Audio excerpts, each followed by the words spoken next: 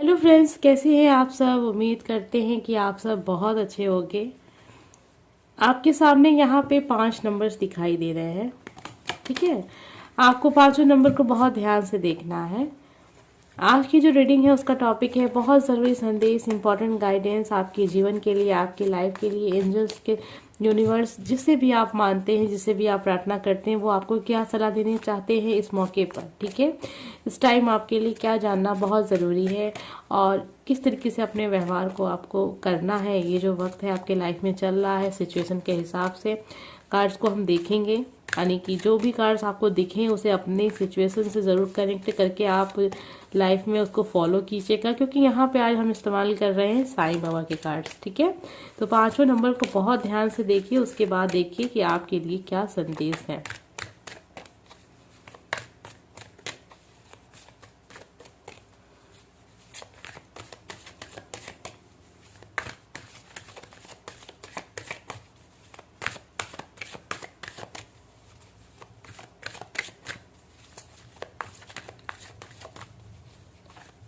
उम्मीद करते हैं कि आपने अपना नंबर चुन लिया होगा। अगर आप एक से ज़्यादा नंबर चुनना चाहते हैं तो बिल्कुल आज की रीडिंग में आप चुन सकते हैं, क्योंकि हम गाइडेंस देख रहे हैं।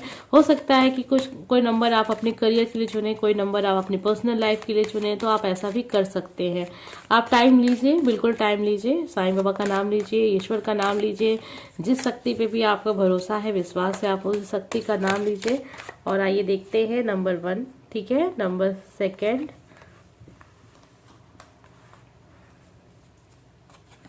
नंबर 3, नंबर 4 और ये है नंबर 5। ठीक है, तो सबसे पहले हम देख लेते हैं नंबर 1 में हमें क्या नंबर दिखाई दिया है और क्या संदेश है। 3 मंत्र है आपके लिए। अच्छी सोच रखिए, अच्छे शब्दों का उपयोग कीजिए, अच्छे कार्य कीजिए, आज नहीं तो कल यही सब आपके जीवन में लौट आएंगे। समझ रहे हैं आप, जो भी काम आप आज देंगे अपने जीवन को, जो भी काम आप करेंगे, जैसा भी मन अपना रखेंगे, जैसी भी इच्छाएं आपके मन में होंगी, सब कुछ एक ना एक दिन आपके जीवन में लौट के आने वाला है। यानी कि आने वाले वक्त में आपके जीवन में कर्म बहुत तेजी से काम करेगा, यानी कर्मा आपको बहुत जल्दी देखने को मिलेगा। इसलिए यही है कि जो चीज़ आप चाहते हैं कि आपको वापस मिले, आप वही काम कीजिएगा। ठीक है, हमेशा अच्छी सोच को रखिएगा, अच्छे शब्दों का ही उपयोग कीजिएगा और अच्छे कार्य कीजिएगा। चाहे स्थिति कितना भी आपके विपरीत क्यों ना हो, आपके हिसाब से ना हो, कोई इंसान आपको परेशान कर रहा है, उसकी बातें अच्छी नहीं है, उसके शब्द अच्छे नहीं है, इसका बिल्कुल ये मतलब नहीं है कि आप सब कुछ वैसा ही करें जैसा वो इंसान आपके साथ करता हो। जैसे को तैसा वाला मुहावरा सुना होगा ना आपने। ये बात, जो एक लाइन है, बहुत फेमस है, मुझे बिल्कुल पसंद नहीं है और शायद आपको पसंद हो या ना पसंद हो, बताइए कमेंट में कि जैसे को तैसा नहीं होना चाहिए। आप अपने जैसे ही रहिए और कर्म को, जो कहते हैं ना, कर्मा को अपना काम करने दीजिए। इंसान अगर बुरा है, समय आने पे उसको भी समझ में आ जाएगा। ठीक है, क्योंकि ऊपर बैठे ईश्वर सब देख रहा है। ठीक है, आपका काम नहीं है कि आप किसी को बताएं कि क्या सही है क्या गलत है। ठीक है, आप अपने हिसाब से काम कीजिए और देखिए, और सब कुछ ईश्वर पे सौंप दीजिए, वो सब कुछ देख रहे हैं। ठीक है, आइए देखते हैं नंबर 2। आप मेरे जैसे ही हैं, वे जो कंगाल हैं, भूखी और दुखी हैं, मैं उनके करीब हूँ। ईश्वर हमेशा आपके करीब है। अगर आपको लगता है ना कि आप दुखी, आप भूखे हैं, मतलब क्या आप यहाँ समझ सकते हैं कि अगर आप ये सोचते हैं कि आप गरीब हैं तो ईश्वर की कृपा आपके ऊपर नहीं होगी। तो हमेशा क्या होता है ना कि लोग पैसे को, धन दौलत, प्रॉपर्टी, इन सब चीज़ों को लेके आप ये सोच लेते हैं कि जिनके पास ज़्यादा है, ईश्वर की कृपा उनके ऊपर है। तो क्या ईश्वर के प्यार को हम बस पैसे से तौल सकते हैं? ऐसा नहीं है ना। तो ईश्वर का जो आशीर्वाद है वो आपको पैसे के रूप में मिले, ये तो नहीं ज़रूरी है ना।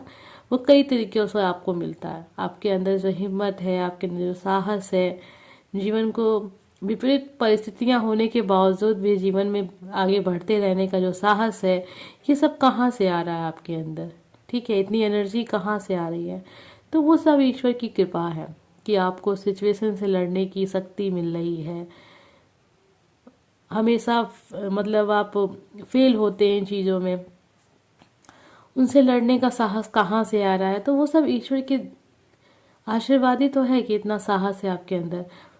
बात रही पैसे, धन दौलत नहीं है आपके पास उतना, आप जितना चाहते थे, कुछ नहीं हो रहा है, तो ये मत सोचिएगा कि ईश्वर आपको देख नहीं रहे हैं। आपके कर्म आपको बहुत ऊंचाइयों तक लेके जाएंगे। आप ये सोचिएगा कि आपका जीवन आप अपने कर्मों से बदलेंगे और ईश्वर हमेशा आपका साथ देंगे अगर आप अच्छे कर्म करते हैं तो। हो सकता है वक्त लग रहा है तो आप निराश हो रहे हैं, लेकिन आपको ऐसा नहीं सोचना चाहिए, ठीक है। ईश्वर का ध्यान हमेशा आपके ऊपर है। जब भी आपकी मेहनत आपको फल नहीं देगी, आप जब टूटेंगे तो आपको हमें संभालने वाला कौन होगा? ईश्वर संभालेंगे आपको, ठीक है। सेकंड नंबर वालों के लिए था। नंबर 3 जिन लोगों ने भी चुना है, रूहानी गुट समूह। रूहानी समूह से कोई व्यक्ति अगर आपकी मदद करने की कोशिश करे तो उसको स्वीकार कीजिएगा। ऐसा लग रहा है कि आप जल्दी लोगों की मदद लेते नहीं हैं, वो आपको कोई सलाह देते हैं तो आप विश्वास नहीं करते हैं। आपको लगता है कि जो आप कह रहे हैं, जो आप कर रहे हैं वही सही है।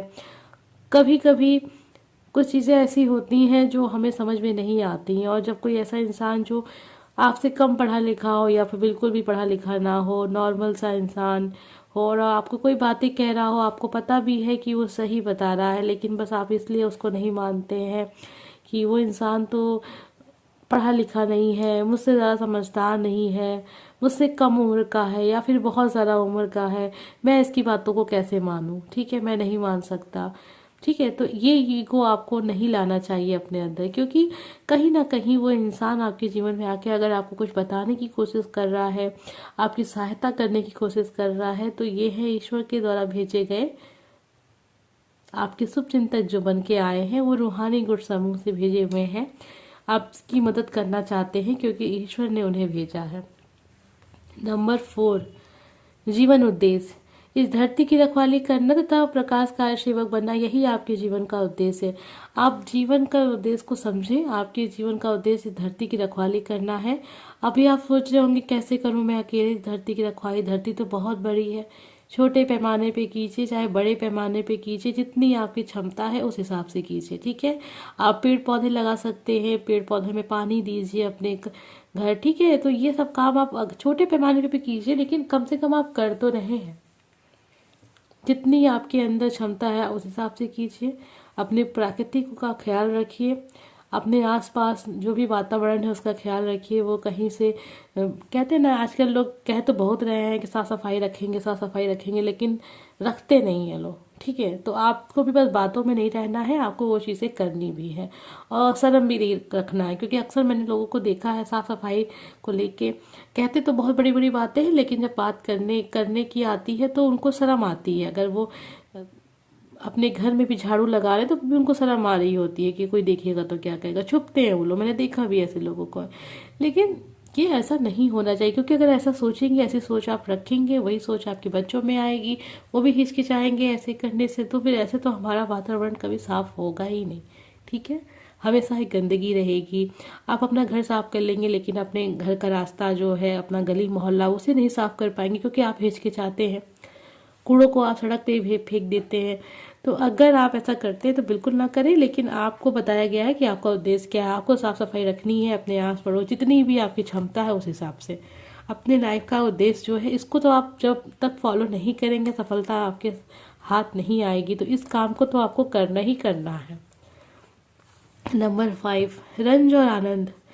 रंज और आनंद, उदासी और खुशी एक ही सिक्के के पहलू है। तो जो भी समय आपके जीवन में चल रहा है वो अभी उदासी का है, दुख का है, ठीक है।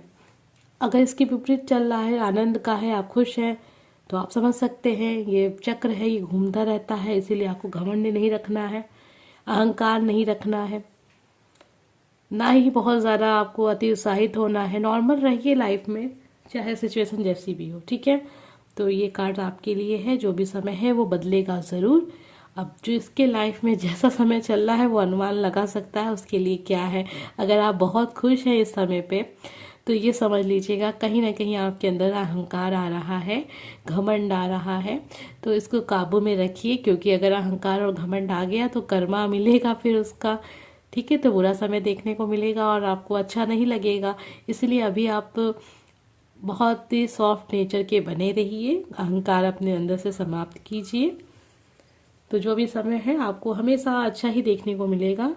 और अगर आप बहुत उदास हैं, बहुत दुखी हैं, तो आपको आपके लिए साफ क्लियर ये संदेश है कि देखिए जो भी समय है वो भी बदलेगा, ठीक है। वक्त लग सकता है लेकिन बदलेगा ज़रूर। नामुमकिन नहीं है कि वो समय बदलेगा नहीं, कुछ भी शाश्वत नहीं है यहाँ पे, ठीक है, सब कुछ बदलता है, तो ये भी बदलेगा। उम्मीद करते हैं कि आपको आज का ये वीडियो पसंद आया होगा। अगर अच्छा लगा है तो लाइक कमेंट सब्सक्राइब कीजिएगा। हो सकता है कभी आपको मेरी वॉइस थोड़ी बहुत समझ में ना आई हो, तो समझ ही रहे हैं कि विंटर का सीज़न है, और जब विंटर का सीज़न आता है तो कभी कभी गले में कभी ज़ुकाम, कभी कुछ तो ये सब लगा रहता है। इस वजह से तो वॉइस कभी कभी ख़राब हो जाती है, तो उसके लिए मुझे माफ़ कीजिएगा। मिलते हैं नेक्स्ट वीडियो में। Bye friends.